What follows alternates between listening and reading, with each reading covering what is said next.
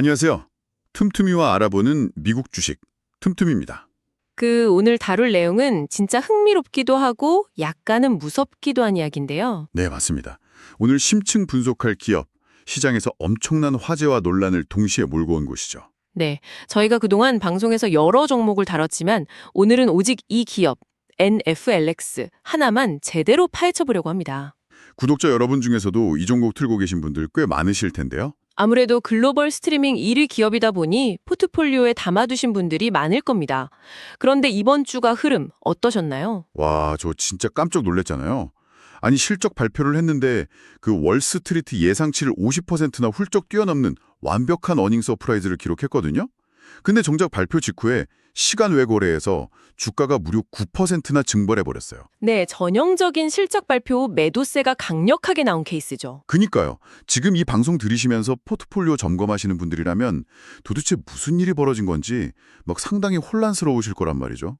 주당 순이익이랑 매출 다 잘 나왔는데 시장이 왜 이렇게 싸늘하게 반응한 걸까요? 그게 바로 우리가 겉으로 보이는 화려한 성적표 이면에 숨겨진 약간 진짜 재무지표들을 봐야 하는 이유입니다. 표면적인 숫자만 보면 정말 완벽에 가까웠거든요. 네네. 이번 2026년 1분기 주당 순이익, 그러니까 EPS가 1.23달러로 발표가 됐습니다. 시장 예상치가 0.79달러였으니까 숫자만 보면 엄청난 서프라이즈처럼 보이는 게 당연하죠. 그쵸. 거의 뭐 예상치 2배 가까이 나온 거니까요. 근데 주식시장의 그 기관 투자자들이나 큰 손들은 헤드라인 뉴스만 보고 투자하지 않잖아요. 정확합니다. 이 1.23달러라는 숫자를 세밀하게 분해해보면 시장이 왜 곧바로 매도 버튼을 눌렀는지 그 논리적인 이유가 아주 선명하게 드러납니다. 저도 방송 준비하면서 이번 실적 보고서를 좀 뜯어봤거든요. 근데 제가 주목한 부분은 이 1.23달러라는 주당 순이익이 오롯이 본업, 그러니까 스트리밍 비즈니스에서 벌어들인 돈이 아니더라고요. 그 위약금 부분을 보셨군요. 네, 최근에 NFLX가 워너브라더스 인수를 막 추진하다가 최종적으로 결렬된 사건 다들 아실 텐데요. 그때 딜 무산되면서 받은 위약금이 무려 28억 달러에 달하잖아요. 맞습니다. 그 막대한 일회성 현금이 이번 1분기 장부에 고스란히 순이익으로 꽂혀 있었던 거죠. 그러니까 본업이 막 폭발적으로 성장했다기보다는 이 M&A 무산으로 인한 위약금 때문에 재무제표에 일시적인 착시 효과가 생겼다. 이렇게 봐야 하는 거 아닌가요? 네, 아주 정확한 분석입니다.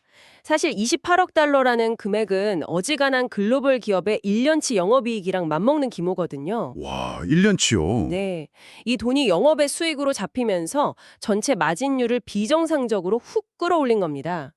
월가의 애널리스트들은 기업의 연속적인 현금 창출 능력을 평가해야 하니까 당연히 이런 일회성 수익을 장부에서 제고하고 보거든요. 아, 덜어내고 본다. 그렇죠.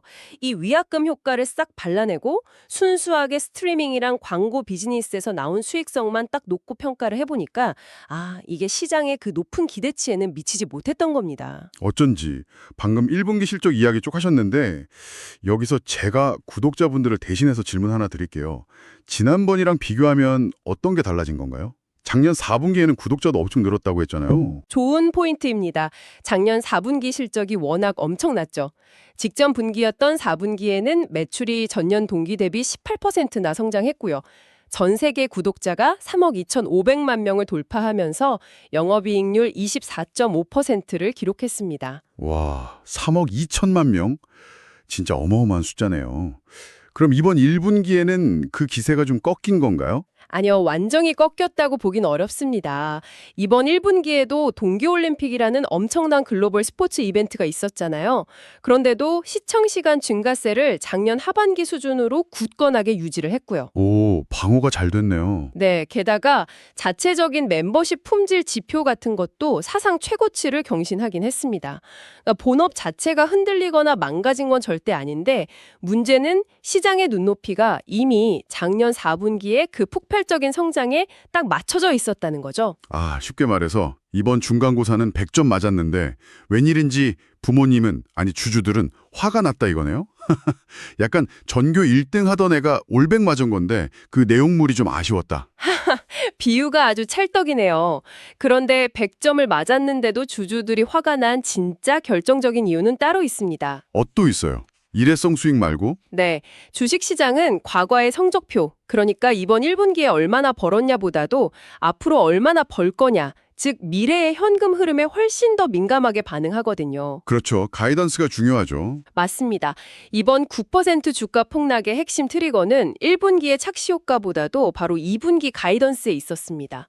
회사가 스스로 제시한 향후 전망치 말이죠. 아, 숫자를 얼마나 불렀길래요? 월가에서는 NFLX의 2분기 EPS를 0.84달러로 예상하고 있었어요. 그런데 회사 측에서 이걸 0.78달러로 대폭 낮춰 잡아서 발표를 해버린 겁니다. 헐, 0.84를 기대했는데 0.78을 불렀다고요? 네, 그것뿐만이 아닙니다.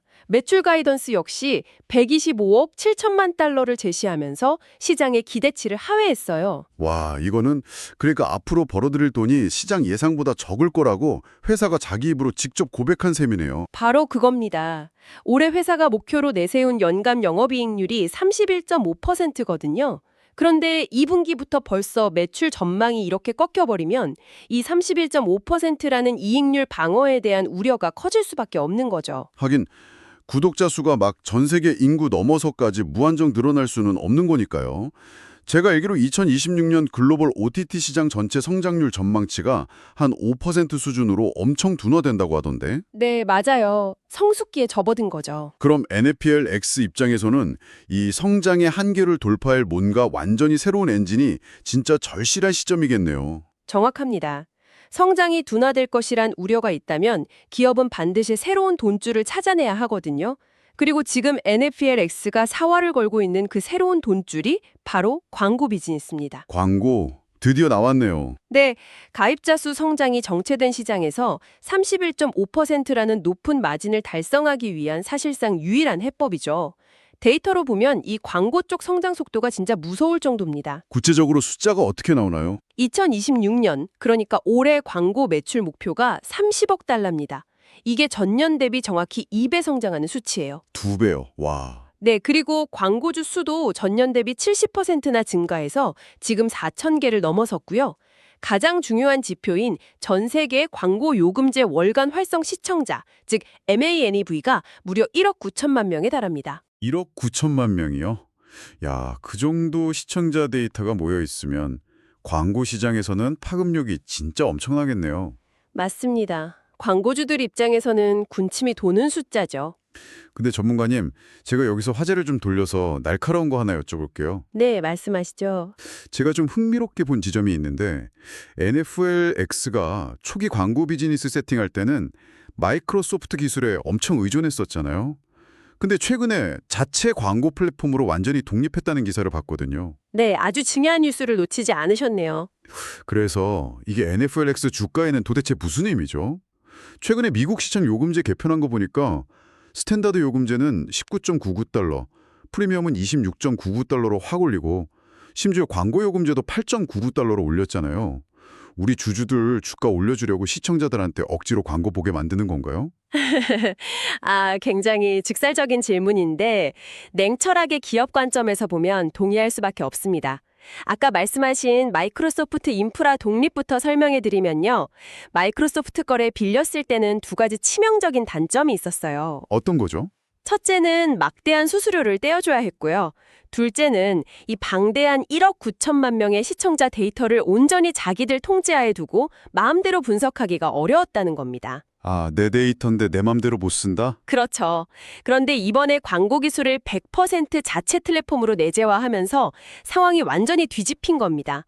시청자가 어떤 장르를 좋아하는지, 어느 타이밍에 영상을 멈추거나 광고를 스킵하는지 이런 초정밀 데이터를 자체 알고리즘으로 분석해서 광고주한테 맞춤형으로 쏠 수 있게 된 거죠. 오, 그럼 광고 효율이 엄청 올라가겠네요? 방금 틈틈이님이 말씀하신 요금제 인상 이슈도 정확히 이 맥락입니다. 아, 요금제 인상도 다 계획된 거군요. 그럼요. 기업 입장에서는 기본 구독료만 내는 프리미엄 가입자보다 매월 8.99달러를 내면서 동시에 기업들의 비싼 광고까지 봐주는 그 광고 요금제 가입자가 장기적으로 훨씬 더 돈이 되는 겁니다. 가입자당 평균 매출, 즉 ARM을 높여야만 그 31.5% 영업이익률 방어가 가능하니까요. 와, 듣고 보니까 완전 철저하게 계산된 전략이네요. 근데 솔직히 저 같은 소비자 입장에서 보면 요금 올리고 광고 억지로 보게 하면 좀 화나서 다른 OTT로 갈아타고 싶어지거든요. 근데 신기하게 대규모 구독 취소 사태는 안 일어나더라고요. 그게 바로 NFX의 진짜 해자, 독점적 콘텐츠 파워 덕분입니다. 올해에만 무려 200억 달러, 우리 돈으로 한 27조 원이 넘는 자본을 콘텐츠 예산으로 쏟아붓고 있습니다. 27조 원이요? 진짜 상상이 안 가는 금액이네요. 다른 플랫폼으로 갈아타고 싶어도 당장 막 쏟아지는 독점작들이나 화제작들 때문에 발목이 잡혀서 못 나가는 구조로 만들어버린 거죠. 근데 그 27조 원이라는 막대한 예산이 예전처럼 단순히 오리지널 드라마 찍고 영화 만드는 데만 들어가는 게 아니잖아요. 오, 어디에 들어가는지 파악하셨나요? 제가 알기로는 이 광고 단가를 더 극적으로 높이고 아까 말씀하신 그 이탈률을 원천 봉쇄하기 위해 선택한 가장 강력한 무기가 따로 있더라고요. 바로 라이브 스포츠 중계권이요. 맞죠? 네, 완벽하게 파악하셨습니다. 라이브 스포츠는 지금 NFX가 사활을 걸고 있는 새로운 비즈니스 생태계의 그 활용점정이라고 할 수 있습니다. 데이터를 하나 말씀드리면요. 네네. 이번 1분기에만 무려 70개 이상의 라이브 이벤트를 진행했습니다. 1분기에 70개나요? 생각보다 엄청 많네요. 네, 그중에서 가장 상징적이었던 사건이 바로 일본에서 중계했던 월드 베이스볼 클래식 WBC 독점 중계였습니다. 혹시 시청자 수 기억하시나요? 그거 일본에서 완전 난리 났다고 기사로 본 것 같은데 정확한 숫자는 잘 모르겠어요. 무려 3,140만 명의 시청자를 단숨에 끌어모았습니다. 이게 어느 정도냐면 일본 내 역대 최대 일일 가입자 수라는 전무후무한 기록을 세운 수치예요. 와, 3천만 명이 넘었다고요. 진짜 대박이네요. 여기에 그치지 않고 미국 최고 인기 스포츠인 크리스마스 NFL 중계, 그리고 WWE 러 장기 독점 계약까지 그 연간 200억 달러 예산 중에 상당한 막대한 자금이 지금 스포츠 라이브 스트리밍 쪽으로 맹렬하게 흘러가고 있습니다. 아니 근데 구독자 입장에서 보면 이거 완전히 옛날 케이블 TV로 돌아가는 것 같은데요?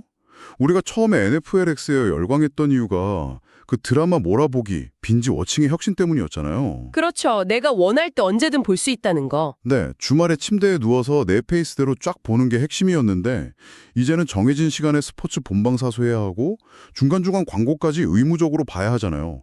이거 혁신이 아니라 퇴보 아닌가요? 와, 방금 말씀하신 그 비유? 케이블 TV로의 회귀라는 비유가 정말 날카롭고 정확합니다. 소비자 경험 측면에서는 그렇게 느낄 수밖에 없죠. 그쵸. 솔직히 좀 불편해지는 거잖아요. 하지만 기업의 수익 모델 측면에서 보면 이건 과거로의 퇴보가 아니라 광고 비즈니스를 극대화하기 위한 아주 영리한 진화입니다. 단순히 콘텐츠를 소비하는 걸 넘어서 사람들이 특정 시간에 동시에 시청하며 문화를 공유하는 이른바 본방 사수 모델을 구축하는 거죠. 아, 본방사수. 네, 아까 말씀드린 비동기적 시청, 즉 각기 알아서 몰아보는 패턴은 광고주 입장에서 타겟팅이나 예측이 어렵거든요. 반면에 라이브 스포츠는 수천 몇 명을 특정 요일, 특정 시간에 정확히 화면 앞으로 집결시킵니다. 아, 듣고 보니까 진짜 광고주들이 미치도록 좋아하는 엄청나게 고도로 집중된 동시간대 트래핑이네요. 맞습니다. 광고주들을 완벽하게 매료시키는 환경이 조성되는 거고요. 또 하나, 내가 응원하는 팀 경기가 매주 일요일마다 중계된다면 볼 거 없다고 해서 쉽게 구독 취소를 누를 수 있을까요? 아, 절대 못하죠. 다음 주에 또 경기 봐야 하니까요. 구독 취소 막는 데는 최고의 방패네요. 수익성을 올리고 이탈률은 낮추고 완전 양날의 검을 다 쥐었네요. 바로 그겁니다.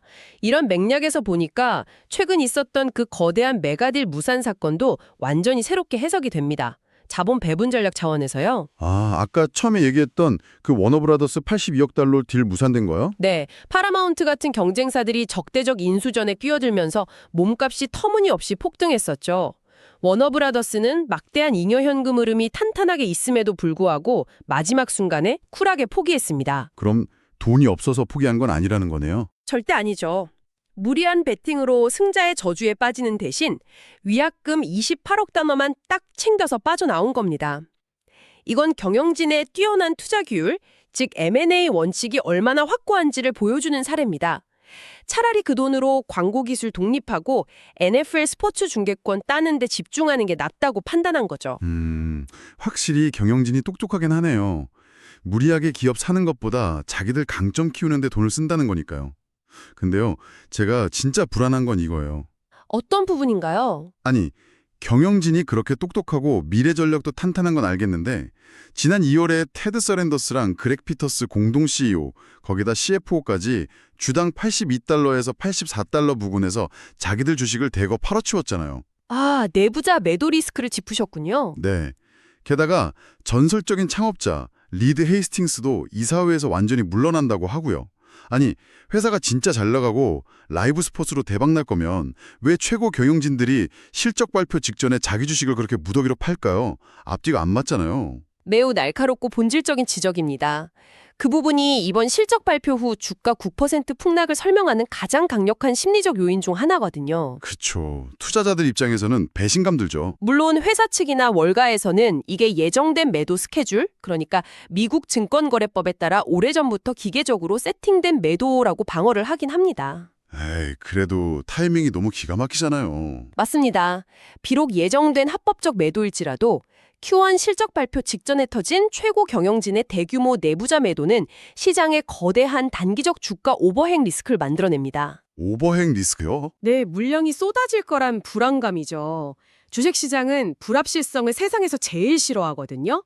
잉여 현금 흐름이 아무리 탄탄하고 미래가 밝아 보여도 경영진 스스로가 성장의 고점이라고 판단한 거 아니야? 하는 복합적인 불안감이 퍼진 겁니다. 아, 1분기 순이익 착시 효과에 2분기 가이던스 실망에 경영진 매도까지 겹치니까 투심이 완전히 얼어붙어 버린 거군요. 네, 그 세 가지가 맞물리면서 완벽한 매도 폭풍이 만들어진 현재 상황이라고 정리할 수 있겠습니다. 와, 이렇게 쭉 들어보니까 오늘 다룬 년이 싹 정리가 되네요. 결국 FFLX는 더 이상 우리가 알던 단순한 드라마 다시 보기 앱이 절대 아니라는 거네요. 네, 기업의 본질이 진화하고 있죠. 자체 기술로 똘똘 뭉친 초고대 광고 플랫폼이자 전 세계인을 같은 시간대에 TV 앞으로 강제로 소환하는 거대한 라이브 스포츠 제국으로 체질을 완전히 바꾸고 있다는 점, 구독자 여러분도 이 포인트를 꼭 상기하셨으면 좋겠습니다. 맞습니다. 그런데 오늘 저희가 길게 다루진 못했지만 방송을 마무리하기 전에 마지막으로 좀 소름 돋는 사실 하나를 던져드리고 싶네요. 소름 돋는 사실이요? 뭐죠? 지금 경영진이 광고와 스포츠 다음으로 1,500억 달러 규모에 달하는 클라우드 게임 시장을 최우선 과제로 삼고 있다는 겁니다. 클라우드 게임이요? 아니, 모바일 게임 몇 개 들어있는 건 봤는데 그 콘솔급 게임을 노린다고요? 네, 최근에 인터포지티브라는 AI 전문 기업을 조용히 인수했는데 이게 클라우드 게임의 치명적 단점인 지연 시간을 AI로 해결하고 컨텐츠 제작 방식 자체를 완전히 바꾸려는 엄청난 포석이거든요. 와, 대박.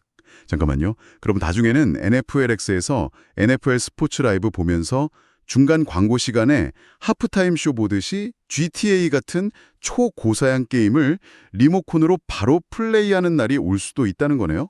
기술적으로 충분히 가능하고 그게 경영진이 그리는 궁극적인 넥스트 스텝일 겁니다. 진짜 상상만 해도 스케일이 다르네요. 자, 구독자 여러분, 오늘 저희가 준비한 심층 분석은 여기까지입니다. 여러분은 NFLX의 미래를 어떻게 보시나요? 지금의 주가 하락이 거대한 제국으로 가기 위한 단순한 일시적 성장통일까요? 아니면 정말로 성장의 한계에 부딪힌 걸까요? 투자자로서 한 번쯤 깊게 고민해 볼 만한 주제죠. 맞습니다. 오늘 들으신 내용을 바탕으로 여러분의 생각이나 다양한 인사이트를 댓글로 마구마구 남겨주세요. 저희도 다 읽어보고 소통하겠습니다. 그럼 저희는 다음 방송에서 더 알찬 기업 분석으로 돌아오겠습니다. 함께해 주셔서 감사합니다.